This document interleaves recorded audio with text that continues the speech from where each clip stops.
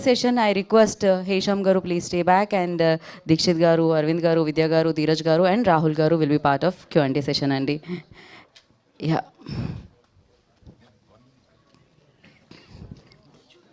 yes, please.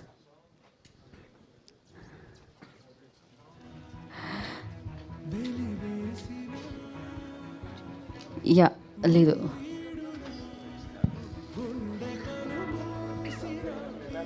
Dixit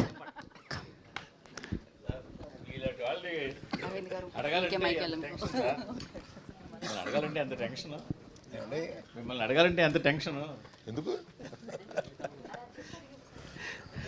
మీరు ఎవరినైనా అడిగేస్తారు. ఇదిగా సార్, ఈ కథ మీరు ఎప్పుడో లాంగ్ బ్యాక్ విన్నాను అన్నారు. మొన్న ధీరజ్ గారి ఇంటర్వ్యూలో కూడా అదే చెప్పారు. లాంగ్ బ్యాక్ విన్న కథని తిరిగి మళ్ళీ ధీరజ్ దగ్గరికి వచ్చి ధీరజ్ గారు మీ దగ్గరికి వచ్చింది. అరే ఈ కథ నేను విన్నాను అన్నారు. అసలు మీకు అంత నచ్చిన కథ మొదట్లోనే అప్పుడే వచ్చినప్పుడు ఎందుకు దాన్ని ఎందువల్ల వెనక్కి వెళ్ళిపోయి మళ్ళీ ఈ విధంగా రావాల్సి వచ్చింది? మధ్యలో ఫస్ట్ వెబ్ ఒరిజినల్గా తీద్దామని అనుకుని మొదట్లో విన్నానండి. విన్నప్పుడు ఒక బడ్జెట్ ఏదో అనుకున్నాం. దానికి దీన్ని మంచి సినిమాగా అలా తీయడం ఇది కరెక్ట్ కాదు. మంచి యాక్టర్స్ కావాలి, దీన్ని సినిమాగానే తీద్దాం అని అప్పుడు పాసులో పెట్టాం. ఆ సినిమాగానే తీద్దాం అనుకున్నప్పుడు అప్పుడప్పుడు ఈయన కనపడుతున్నారు, నేను అడుగుతూనే ఉన్నాను. ఈ మధ్యలో ఇద్దరం తీద్దామని ఇంకో కథ మీద కూడా వర్క్ చేశాం. దానికన్నా ఈ కథ బాగుంటుంది కదా అని దీన్ని తీసుకున్నాం. అట్లా జరిగింది అది. సో జరగాల్సి ఉంది అట్లాగా. సార్, మీరు ఇప్పుడు ఈ స్టేజ్ మీద మిమ్మల్ని చూస్తుంటే ఆ మధ్యన ఓ స్టేజ్ మీద బండ్ల గణేష్ మీ గురించి మంచిగానే మాట్లాడుతున్నా కొంచెం లాస్ట్ మినిట్లో వచ్చి క్రెడిట్ తీసుకుంటారు అనేది మళ్ళీ గుర్తు వస్తుంది. మీరు ఆ మాటలకి బాగా ఫీల్ అయ్యారని ఇన్సైడ్ వర్గాలు పోగొట్ట మీరు ఎంతవరకు వీరే ఉంటారు? నేను ఈ సమాధానం చెప్పడానికి నాకు స్థాయి ఉంది, చెప్పట్లేదు. అరవింద్ గారు సార్, అరవింద్ గారు సార్, ఇందాక చాలామంది సార్ వాళ్ళందరూ వాళ్ళందరూ మాకు ఏంటంటే నేబర్స్ లాంటి వాళ్ళు. రోజు పొద్దున్నే కనపడుతూ ఉంటారు, పొద్దున్న సాయంత్రం ఆఫీస్కి వెళ్ళేటప్పుడు. మీరేంటంటే గెస్ట్ ఎప్పుడో కానీ రారు, పైగా దూరం చుట్టూ అనమాట, అంతగా ముందు దొరకరు. చెప్పండి. సీట్లన్నీ వేసారు, నేను సెంటర్ సీట్ తీసుకున్నాను. సార్, అది గీతార్ట్స్ అంటే 50 years లెగసీ. ఎన్నో మీరు అన్నారు ఇందాక 1.5 నుంచి 3.5 అంటే కోట్లు సంపాదించారని చెప్పారు కాబట్టి ఇంకా కొత్తగా చెప్పడానికి ఏం లేదు. అలాంటి గీతార్ట్స్ ఎందుకు సేఫ్ గేమ్ ప్లే చేస్తున్నారు ఈ మధ్యకాలంలో? ఎందుకంటే మీ నెక్స్ట్ తరం జూనియర్స్ అందరూ యాక్టివ్గా సినిమాలు చేస్తున్నారు. అరవింద్ గారు ఎక్కువగా ప్రజెన్స్లోనే ఉంటున్నారు. రిస్క్ తీసుకోవడం అంటే ఇప్పుడు కూడా చాలా యాక్టివ్గా ఉంటారు, బట్ రిస్క్ తీసుకోవడానికి ఇప్పటికి అరవింద్ గారు భయపడుతున్నారంటే మీరు రిస్క్ని నిర్వచించండి సార్. అది మీరు నిర్వచిస్తేనే కరెక్ట్గా ఉంటుంది. నేను ఇది రిస్క్ కింద ఫీల్ అవుతున్నాను. మీరు ఫైనాన్షియల్గానే మాట్లాడాల్సి వస్తే ఇది రిస్క్గా ఫీల్ అవుతాను. ఫైనాన్షియల్గా అనుకుంటే మీరు ఫైనాన్షియల్గా కాకుండా రిస్క్ తీసుకోమని ఇంకేదైనా చెప్తున్నారు. Every film is a risk, for every producer it's a risk. Risk గ్యారంటీలతోటి ఇక్కడికి వచ్చేది ప్రేక్షకులని గ్యారంటీతో ఏది తీసుకురాలేమండి. ఎవ్రీ ఫిలిం వరుస హిట్స్ కొట్టిన డైరెక్టర్స్ కానీ బ్యానర్స్ కానీ వాళ్ళకి ఫస్ట్ సినిమా పడుతుంది అని అంటే లోపల దడ ఉంటుందండి ఎవరికైనా. సో రిస్క్కి నిర్వచనం వేరువేరుగా ఉంటుంది. అంటే మీరు స్ట్రైట్గా 400, 500, 600 కోట్లు పెట్టి మీరు ఎందుకు సినిమా తీయటం లేదు అనే ప్రశ్న ఉంటే అది స్ట్రైట్గా అడగండి. సరే చెప్పండి సార్, అలాగే చెప్పండి. మళ్ళీ మీకు కాదు, ఇంకోళ్ళకి ఇద్దాం. లేదు చెప్పండి, చెప్పే కదా వేరే వాళ్ళకి ఇస్తా బైక్.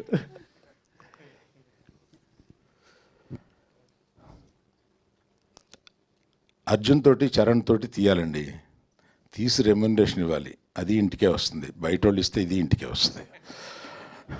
నాది నేను ఇచ్చుకోవడం కన్నా బయట వాళ్ళు తీసుకుని బయట వాళ్ళు డబ్బులు కలెక్ట్ చేస్తే బాగుంటుంది అనుకుంటున్నారు. Right sir, thank you. Aravind garu, మీరు ప్రమోషన్లో ఉన్నారంటే ఏదో రకంగా దాన్ని వైరల్ చేస్తారు. కాకపోతే ఒకటి మాత్రం మిస్ అవుతున్నాము. ఈ ప్రమోషన్స్లో ఎక్కడా కూడా మీ డ్యాన్స్ చూడలేకపోయాం మేము. రష్మిక ఉంటే చేసేవాడిని. అయితే మీ బ్యానర్లో నెక్స్ట్ అల్లు అర్జున్ గారిది సరైనోడు 2 అని చెప్పేసి ఒక వార్త హల్చల్ చేసింది. సో ఇందాక ఇప్పుడు మీరు అన్నారు కదా బయట వాళ్ళతో చేయాలనుకుంటున్నానని చెప్పి, బట్ ఆ సినిమా మాత్రం ఖచ్చితంగా గీతా ఆర్ట్స్లోనే జరిగే అవకాశం ఏమైనా ఉందా? ఆ సినిమా అంటూ తీస్తే గీతార్ట్స్లోనే జరిగే అవకాశం ఉందండి. రాహుల్ గారు బేసిక్గా ఒక కొత్త డిఫరెంట్ పాయింట్ టచ్ చేసినప్పుడు రిలీజ్ తర్వాత అప్రిషియేషన్ అనేది వస్తుంది డైరెక్టర్ కానీ మేకర్స్ కానీ. లైక్ ఈ సినిమా గురించి మీరు అన్నట్టు కొంతమంది చూశారు, ఇండస్ట్రీలో కూడా మాట్లాడుకుంటున్నారు, ఏదో డిఫరెంట్ పాయింట్ టచ్ చేశాడు, చాలా బాగుంది, క్లైమాక్స్ చాలా బాగుందని. సో అప్రిషియేషన్ వస్తుంది, రిలీజ్కి ముందే మీకు వచ్చేసింది. సో ఎలా ఫీల్ అవుతున్నారు ఆ పాయింట్ గురించి? ఇదంతా ఇప్పుడు రిలీజ్కి ముందే ఇంతమంది మాట్లాడడం, ఇండస్ట్రీలో కూడా మాట్లాడుకోవడం. అంతే అంతే నిజంగా. అంటే ఒకటేనండి, మా ప్రొడ్యూసర్సు అది ఫస్ట్ డేనో సెకండ్ డేనో థర్డ్ డేనో ఏదో ఒక రోజు నాకు ఫోన్ చేసి ప్రాఫిట్లో ఉన్నామని చెప్పేంత వరకు టెన్షన్ అయితే పోదండి. That is the most important thing. నమ్మి డబ్బులు పెట్టిన ప్రొడ్యూసర్స్కి డబ్బులు తిరిగి రావాలి. సో అప్పటి వరకు ఖచ్చితంగా టెన్షన్ ఉంటుంది. అండ్ అంతకన్నా జనాల దాకా ఇంకా వెళ్ళలేదు కదా. సో జనాల దాకా వెళ్ళేటప్పుడు వాళ్ళ రియాక్షన్ ఏముంటుంది, వాళ్ళు ఎలా రిసీవ్ చేసుకుంటారనే టెన్షన్ అయితే ఎప్పుడు ఉంటుందండి. So waiting for the release. But ఒక తృప్తి కూడా ఉంది. అరవింద్ గారు చెప్పినట్టు audience centric approach to film making అని ఉన్నప్పుడు మన చేతుల్లో అసలు ఏమీ ఉండదు. ఆ ఫ్రైడే రోజే మనకు తెలుస్తుంది, ఎందుకంటే వాళ్ళకి నచ్చాలని పాయింట్తో మాత్రమే సినిమా తీసాం. బట్ ఇక్కడ story centric approach to film making కూడా ఉంది. సో ఒక చిన్న సాటిస్ఫాక్షన్ అయితే ఉంది. ఏంటంటే రష్మిక నేను కూడా అదే మాట్లాడుకున్నాం. Somewhere we really hope that people love the film, they give us love and appreciation. More than that ఈ సినిమా గురించి వాళ్ళు డిస్కస్ చేస్తారు, డిబేట్ చేస్తారని కోరుకుంటున్నాం. బట్ అరే ఈ స్టోరీ చెప్పాలనుకున్నాం, ఇది తీసేసాం, ఇంకా ఇప్పుడు బయటికి వెళ్తుంది అనే సాటిస్ఫాక్షన్ కూడా ఉంది. సో యూజువలీ సినిమాలంటే ఆ తృప్తి కూడా ఉండదు, టెన్షన్ ఒకటే ఉంటుంది. ఇక్కడ ఆ తృప్తి ఉంది, బట్ అఫ్ కోర్స్ టెన్షన్ కూడా ఉందండి. మీరు తీసిన చీలాసో నాకు చాలా ఇష్టం. You know that. All the very best అండి, looking forward. Thank you bro, thank you so much. Rahul garu, అంటే ఉమెన్ పాయింట్ ఆఫ్ వ్యూ నుంచే ఈ కథను తీసుకోవడం జరిగిందా? రియలిస్టిక్ ఇన్సిడెంట్స్ను కూడా బేస్ చేసుకుని ఈ కథను రాయటం జరిగిందా? ఎట్లా? అఫ్ కోర్స్ అండి, చాలా రియలిస్టిక్ ఇన్సిడెంట్స్ ఉన్నాయి. అంటే ఇద్దరి మధ్య జరిగే స్టోరీనే అండి. Okay, so it's a relationship drama. Relationship అన్నప్పుడే ఒక ప్రొటాగనిస్టే కాదు, ఇద్దరి మధ్య జరిగే స్టోరీ. బట్ చెప్పిన పాయింట్ ఆఫ్ వ్యూ ఈ అమ్మాయి క్యారెక్టర్ పాయింట్ ఆఫ్ వ్యూ, అంతే తేడా. సో అసలు ఒక అమ్మాయి చుట్టే స్టోరీ జరుగుతుందని అన్నట్టయితే కాదు. ఈ అమ్మాయి క్యారెక్టర్ ఎంత ఇంపార్టెంటో అంతే ఇంపార్టెంట్ దీక్షిత్ క్యారెక్టర్ సినిమాలో. రాహుల్ గారు, నో చెప్పాలి అని చెప్పి ఒక పాయింట్ చాలామంది మాట్లాడుతుంటారు. అమ్మాయిలు నో చెప్పలేరు అని చెప్పేసి చాలా విషయాల్లో. సో అట్లాంటి చాలా పాయింట్స్ని ఈ కథలో మీరు ఏమన్నా డీల్ చేయడం జరిగింది? అట్లా చెప్పకుండా చెప్తాను. మీరు చూడండి. Yes there are. అంటే ఈ సినిమా ఎలాంటి టాపిక్స్ డీల్ చేసామంటేనండి, అసలు కోట్ల ఫ్యామిలీస్లో ఒక ఫ్యామిలీకి జరిగే చాలా విచిత్రమైన ఒక స్టోరీ అన్నట్టు ఏం కాదు. ప్రతి ఫ్యామిలీలో ఎక్కడో మీరు మీ ఫ్రెండ్ సర్కిల్లోనో ఎక్స్టెండెడ్ ఫ్యామిలీలో చూసుంటారు అలాంటి క్యారెక్టర్స్, అలాంటి ప్రపంచం, అలాంటి ఇన్సిడెంట్స్, అలాంటి స్టోరీ. ఒకటేంటంటే అందరి లైఫ్లో జరిగే కొన్ని స్టోరీసు, చాలా సినిమాలు చాలా స్టోరీస్లో దాని గురించి మాట్లాడతారు. అందరి లైఫ్లో జరిగే కొన్ని పాయింట్స్ గురించి ఎవరు మాట్లాడరు, సినిమాలో డిస్కస్ చేయరు, బయట కూడా ఓపెన్గా డిస్కస్ చేసుకోలేరు. అలాంటి కొన్ని పాయింట్స్ గురించి ఈ సినిమా తీసాము. So I think that is the uniqueness of the film. ఏంటంటే ఒక పక్కనేమో చాలా రిలేటబుల్గా ఉంటుంది బికాస్ అందరికీ జరిగే ఇన్సిడెంట్స్, బట్ ఒక పక్కనేమో ఎవరు మాట్లాడిన ఇన్సిడెంట్స్ కాబట్టి ఒక యూనిక్నెస్ కూడా ఉంటుంది. సో అది నమ్ముతున్నానండి. రాహుల్ గారు, సో వై రష్మిక అంటే, ఎందుకంటే ఆమె కమర్షియల్ సినిమాలు చేస్తుంది, పాన్ ఇండియా సినిమాలు చేస్తుంది. ఈ రోలు, ఈ సెటిల్డ్గా ఉండే రోలు ఎందుకు ఆమెను తీసుకోవడానికి రీజన్ ఏంటి? బిహైండ్ అంటే ముందు ఎవరికైనా చెప్పారా?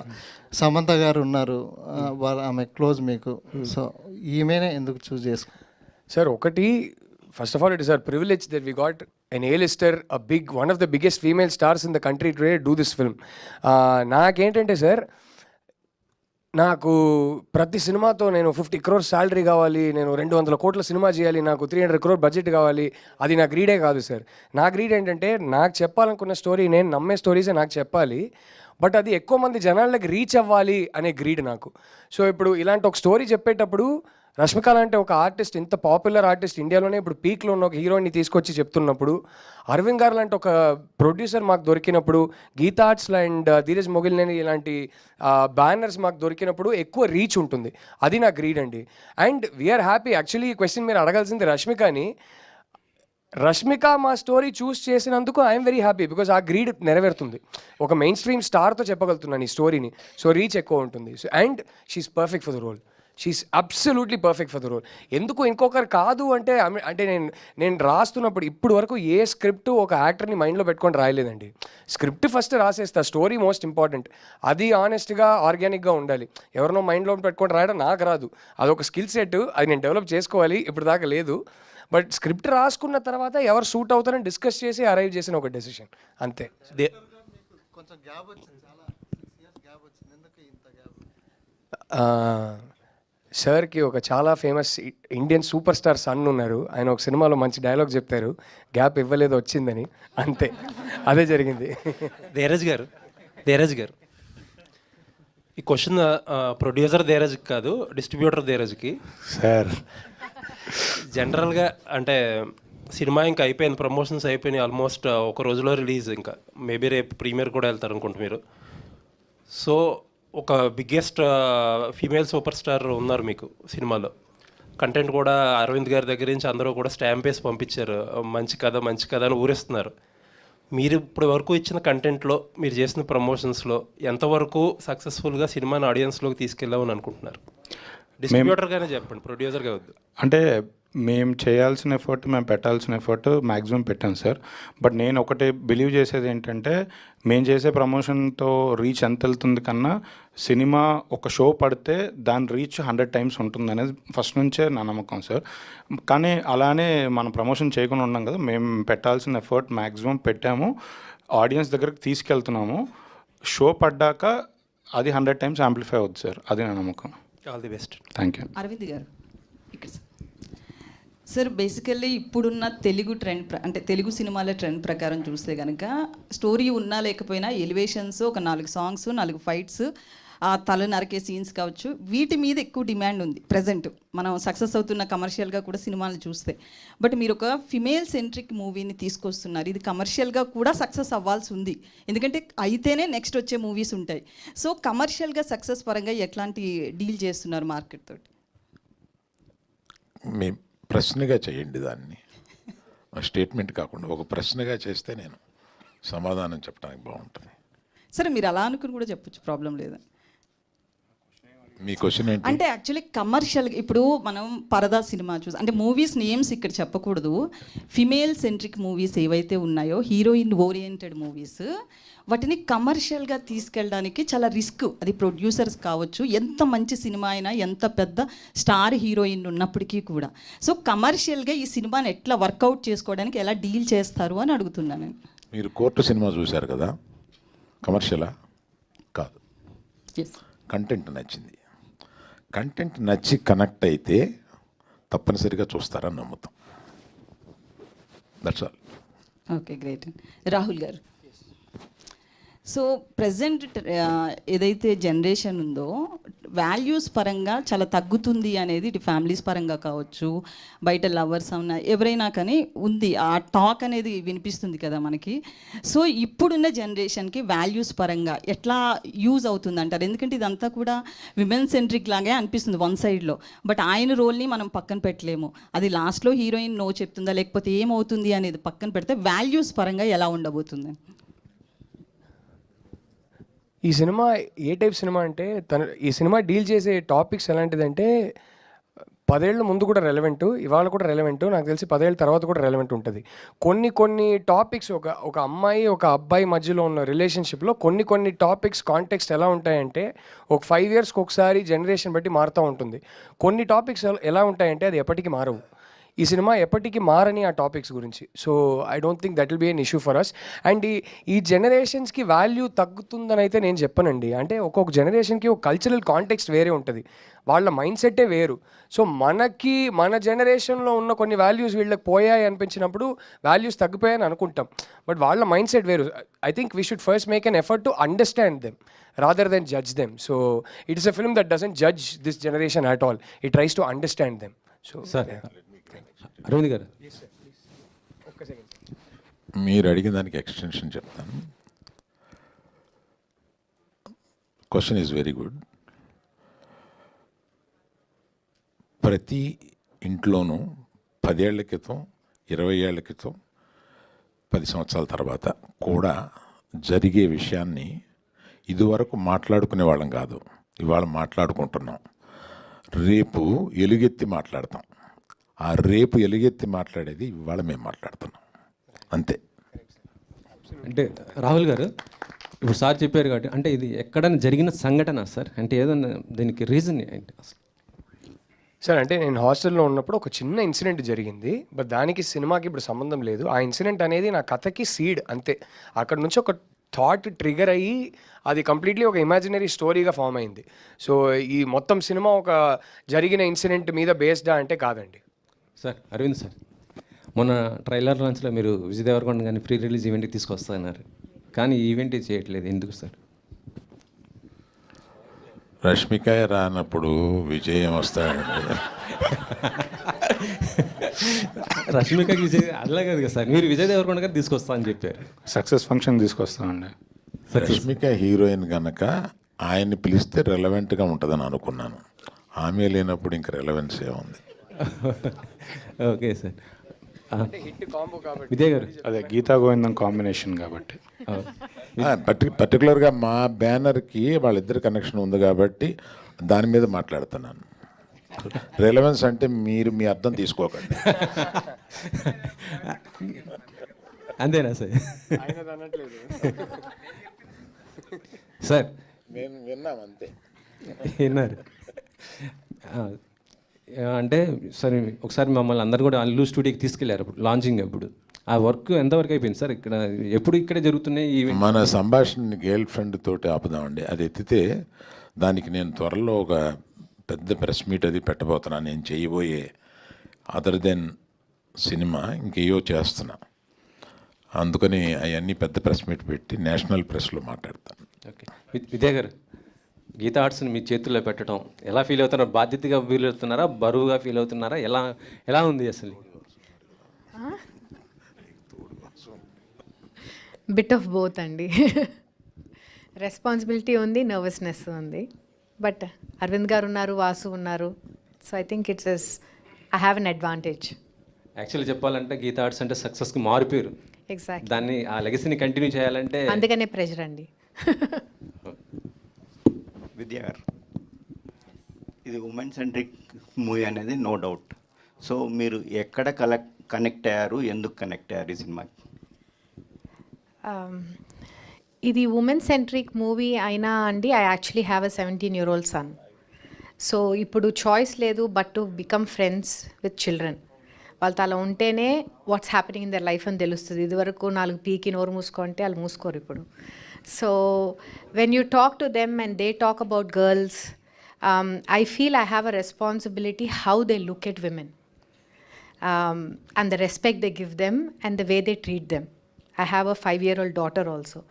So వాళ్ళ కాన్వర్జేషన్స్ నుంచి యాక్చువల్లీ ఎంత ఓపెన్గా ఉన్నారు ఈ generation compare to my generation అనేది మనకు కూడా అర్థం అవుతుంది. And how open they are and relevant to the current things and how they take care of వాళ్ళ స్కూల్లో ఫ్రెండ్స్ కానీ, వాళ్ళ చెల్లెలను కానీ, వాళ్ళ అక్కలు కానీ వాళ్ళు ఎలా చూసుకుంటున్నారు అనేది కూడా it is our responsibility.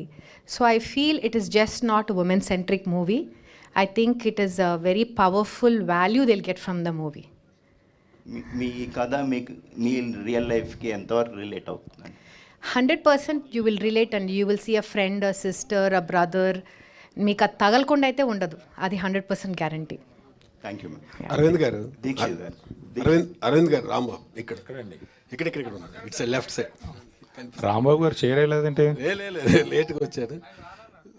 లేదు ఆయన ఇక్కడ నిలబడాలనుకున్నాను. Yes, thank you sir. Sir మీకు ఇప్పుడే రష్మికకి మీ బ్యానర్కి ఉన్న అనుబంధం చెప్పారు సార్. ఇంటర్వ్యూస్లో మీ డైరెక్టర్ అండ్ ప్రొడ్యూసర్ ఏం చెప్పారంటే ఈ సినిమాతో ఆవిడ గ్యారెంటీ నేషనల్ అవార్డు వద్దని ఎక్స్పెక్ట్ చేస్తున్నారు. మీ ఎక్స్పెక్టింగ్ ఏంటి ఈ సినిమా చూసిన తర్వాత? తప్పనిసరిగా ఆమెకి నేషనల్ అవార్డు వస్తుందని ఆ ఫంక్షన్కి నేను అటెండ్ అవుతానని అనుకుంటున్నాను. Super. Dikshit yeah, Vikram character ద్వారా మీ లైఫ్ మీద ఎంతవరకు ఇంపాక్ట్ ఉంది? ఈ సినిమా ద్వారా మీరు ఏం నేర్చుకున్నారు?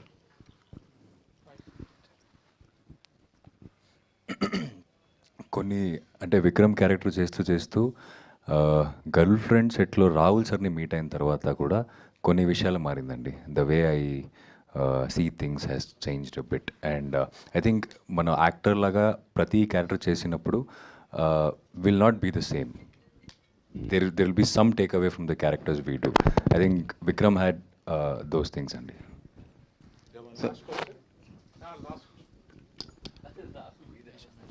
Heshamji.